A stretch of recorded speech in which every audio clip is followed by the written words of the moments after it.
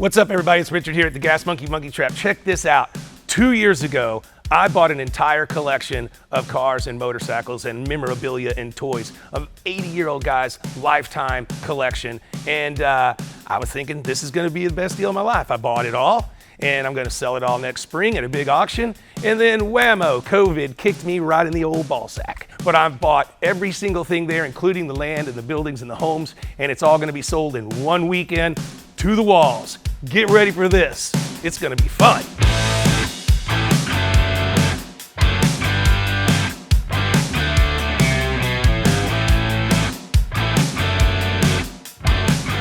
Hey, what's up, everybody? It's Richard Rawlings from Gas Monkey Garage, and I'll tell you what, I'm not in Dallas, as you can tell. There's a little snow on the ground, it's a little chilly, but I'm in Minnesota, and I'd like to say I've been tasked with something, but I've actually been blessed with an opportunity to bring to the world my friend Denny Kannenberg's, and they call him Kannonball, collection. His literally a lifetime collection of cars, motorcycles, memorabilia, toys, everything that is motor and cars and racing is in these buildings. This is some of the most amazing things I've ever seen. There's some pieces and parts in here that I've never even knew existed, much less available to the public. So let's go in, let's go take a look, and reverently know this. We're looking at a guy's lifetime collection. This is amazing. And this is the man, Denny. Unbelievable collection. You guys and gals out there are gonna be amazed. Let's go see it. This is one room. We got all kinds of stuff. It'll take us a while, guys. Well, I know. Well, we got all the time in the world. I mean, this is a YT, right? Well, this is the TY. Sorry. Believe it or not, I bought this brand new for my wife because we're still big time trail riders. We go to Colorado every year and do mountain rides, and this was her bike of choice right here. You're still trail riding? Oh yeah. And you're how old? 77. 77.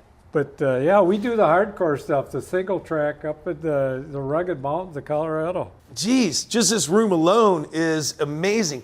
I know that, like the KZ550, I had one when I was a kid. I actually had an SRX when I was a kid, but this is one of the coolest things you told me about. So this picture here was an actual ad for Harley Davidson? That's correct. That was a national ad. It was in all the magazines, and it's this big, giant junkyard, and it says, "Can you find the Harley in this picture?" And it's like, no, things are different on a Harley. This picture was taken right outside this room back in, what, the 80s? That's right. Unbelievable. Yeah. This is where all the goods happen. Unbelievable. And you know what, sir? What I'm really amazed at is you collected some of the coolest stuff. You got a good eye. So this is one of the last Indian 4s ever built. They finished the line, and they never built an Indian 4 after that. Most of the bikes in here are original. They've never been restored. These are probably the hottest on the market right now. Cowie triples. Man, it just goes on and on. You got Evel Knievel stuff. I got his shrine up there. I got just about, you talk about marketing, Richard. I mean, he was good. Look what that guy did. I mean, he was good. You could buy toothbrushes with Evel Knievel on them. Yeah, he was really, really good. I had all those toys that I'm seeing up there. I had almost all of them as a kid. This is the creme de la creme here. So this is a basically brand new Monte Carlo. Built for Dale Earnhardt for NASCAR racing. Because by putting that back window in there, they gained about 8 miles an hour, I guess. Really? Yeah. But the car's got 600 miles on it for brand new. 600 miles. Now the vet here is got some significant history. Yeah. So this is a Jim Fueling car, but it's not the L89 ZL1 Corvette. Some people say 3, and I guess the real number is 2. There's only 2 real cars. And this is a clone, of course, but it's got the right motor in it. It's all aluminum head and block. And they were over 600 horse, which was a big deal back in '69. 4-speed, black on black, T-top, aluminum motored. Wow. Yeah. this place just keeps going on and on, sir. There's so much. This was our storage area when the shop was here. It was nothing but exhaust systems and seats, and it was so full you could hardly walk through the building. So, and we moved the shop up the north part of the 2 miles up the road here while we could. We got Jaguars, we got Corvairs, we got S10 Blazers with stroker motors. Sprint cars. Snowmobiles. Come one, come all.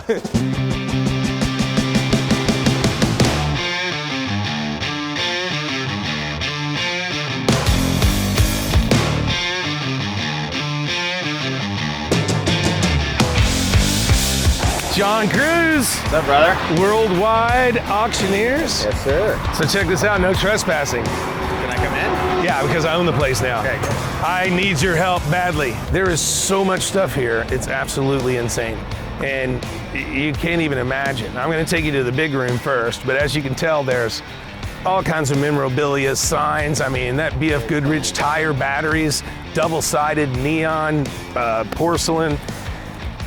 He kind of collected and kept the best of everything. There's Kawasaki triples in here. That's a Honda CBX with like 3 miles on it. These bikes in here, there are so much that I have to learn, and hopefully your experts can help me learn. You know, like this one, I know this is an expensive street bike. I don't know why I know it's this is a street bike, I just know it is.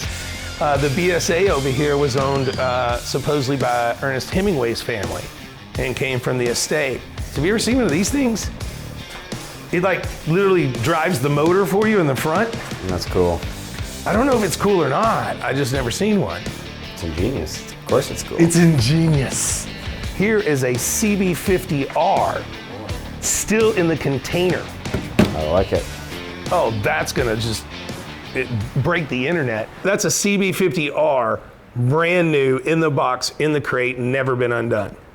Now, at a recent auction, they sold one of those for $20,000. So what's that one worth? So, just when you thought you'd seen enough, you gotta pay a little bit of attention as far as like all of these signs. Like, that's porcelain, those are porcelain.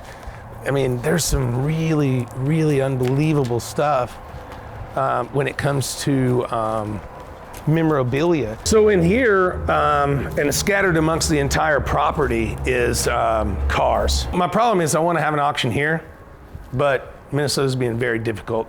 So I got to figure out if this is something you and your team want to take on. The cars in here, he literally drove in and parked. This is a 20,000 mile 4-speed Z28, red interior, T-top black. Look at that. It's like absolutely perfect. 4-speed. So clean up good. That's a big time race car from up here. It's got a lot of history, a couple of Thunderbirds. All of these little cars up here, that star car. Is that a real Polaris? Yes. So what do you think? As I'm looking through things, what I would recommend, you know, as we've done a lot of business together, we've been blessed to have a phenomenal facility. So it's a permanent auction facility that we own. So my office is in there every day. That's in Auburn, Indiana, and we've got 200,000 square feet, climate controlled, and it's a purpose use auction facility for cars, motorcycles, that kind of thing. And we have a memorabilia division, so we do a lot of that. So what I would say, given the overall circumstances, my suggestion would be to take the motorcycles, Okay. a selection of the cars, and then a selection of the best memorabilia and collectibles, and move them to Auburn, to our facility. It'd be very simple for people to come in and out. Showcase, we can really bring, I think, a lot of the feel and ambiance of what he has here, there, and I think we sell them in a special auction. Cool. Deal. Right on.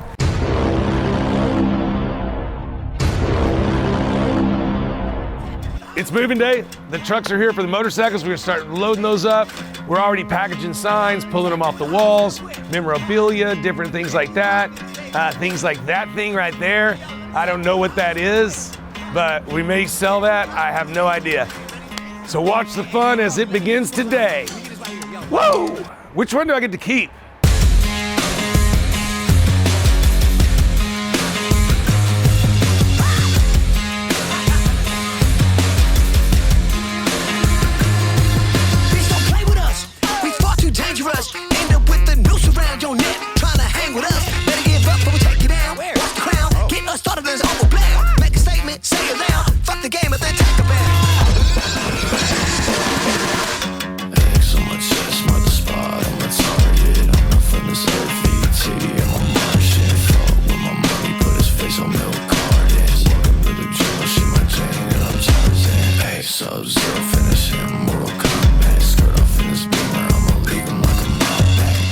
Special bike for a couple of different reasons.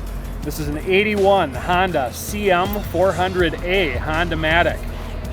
You might think kind of milquetoast, no big deal. The thing that's special about this particular example is this is the Purple Rain motorcycle. This is what Purple Rain! This is what Prince commissioned Tommy Summers to build into the Purple Rain bike. It's low, it's small. The main reason that he chose this bike to become the Purple Rain is because there's no clutch and there's no transmission. It's a Honda-matic. It's a twist and go. Kind of a neat piece. This particular example has 834 actual miles on it, and it's clean as a whistle. So for those out you in the interwebs, if that's something you choose to do, this is the example you need to start with. So that's it. The Prince Purple Rain bike started like this, and then it became a signal. Kawasaki's one of their entry bikes into the American market, and what they did, they just took an A10 BSA, which is, you know, an English motorcycle, and just copied it, made it, it's almost a exact replica. What year's this? Big old twin cylinder. What year probably? Probably about a 66, 63, 64, 65, 66. I think they made them about 3 years. But this is the triple that we were talking about. Yeah, the triples. This is a later version, but these will command good money also. Well, they call these things the Widowmaker because they have so much torque, right? They're torquey. Well, yeah. Well, see, the later version's got disc brake on the front, but the early one, the 69 I'm talking about, has got a drum brake, so it went faster in a city block, and it'd take you two blocks to get her slowed down and stopped. Now this blue one coming up, these are almost even hotter than the 500s. Really? Now this is a 750, but it's disc brake, but still a triple, right? Yeah, they're so fast they'll scare you, even in today's standards. Really? Yeah. Well, that'd be 1, 2, 3. Well, it's fixing to move. That's for sure. These guys are really slow.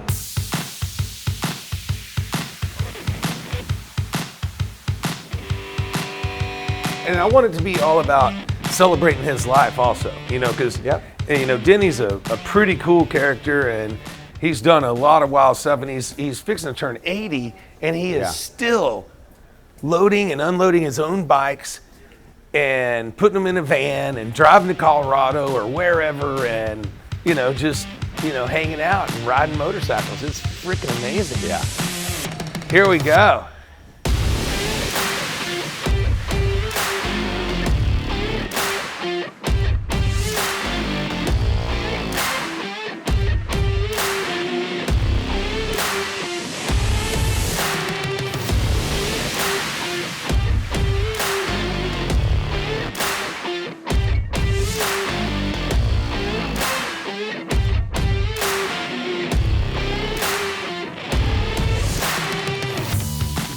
Being a young kid from Fort Worth and like being able to even do something like this amazes me.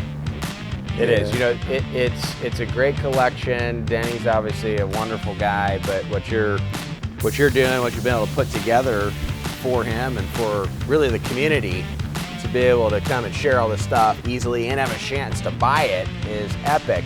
You got, you know, his Kannonball keeper sign. Kannonball's keepers. Brought you know, down. I asked him, I said, if you were going to keep any bike in this entire place, and he picked this one. Well, I'll tell you what, you get original motorcycles and quite a few in here, original paint, original exhaust, that kind of stuff. You know, and remind everybody here, what does the Odo on this bad boy say here? 1 mile, 1.7 miles on this bike. This is the Best one in the Kawasaki world. triple that all others are judged by. Yes. This is it. So if you want the best, this is the best. He told me, he goes, Richard, he goes, if you're going to keep anything out of the collection, keep that one. When I was a young kid, as going to the fire academy, I lived in Fort Worth, and I had to drive all the way to Plano, which you've been in DFW long enough. It's about 65 miles from where I lived. And I had a GVZ 550 just like this. And this is what I drove every morning about 5:30 a.m. in order to get there in time for 7 a.m. roll call. Yep. What? Oh, I love this bike. Look at this. This thing here is just wicked cool. I mean, look at that freaking RPM gauge, and look at that. I mean, if I was going to keep a car, it'd probably be this one. Mostly this is certainly a motorcycle collection, Jeez. but there's a lot of really fun cars that you could have a lot of fun. You don't really realize how much it is because it was crammed in such a small space, and now that they're spaced out, you're like, holy cow. Yeah. Yep. These things crack me up. 6 cylinders. And there's one that's brand new, 0 miles, and then there's one that's slightly used. Yep. This is a brand new one. Yep. This bike's gonna raise hell. I mean, people are gonna be bidding on this. It's a really interesting opportunity to be able to see an original low mile piece next to one that's been ridden a little bit and just kind of look at the differences. And Well, you can even look, use. you can tell that it hasn't been used. Look at how much lower this one sits just from, everything adjusting in Yep. and, being ridden. And this one sits all high and mighty. Yeah. That's freaking cool. This is going to and here we go. totally freak people out. It is. You guys have killed it, man. I mean, it cost me a lot of money to move this from Minnesota, but I think it was the right thing to do. I don't care what kind of motorcycle you like. We got one of them. So many to pick This out. is so wicked cool. I don't know why I like it. I just like it because it just Well, it's a screams lot of cool. power and that's a lot of speed. This thing was very known and prominent in the Minneapolis-St. Paul area in period.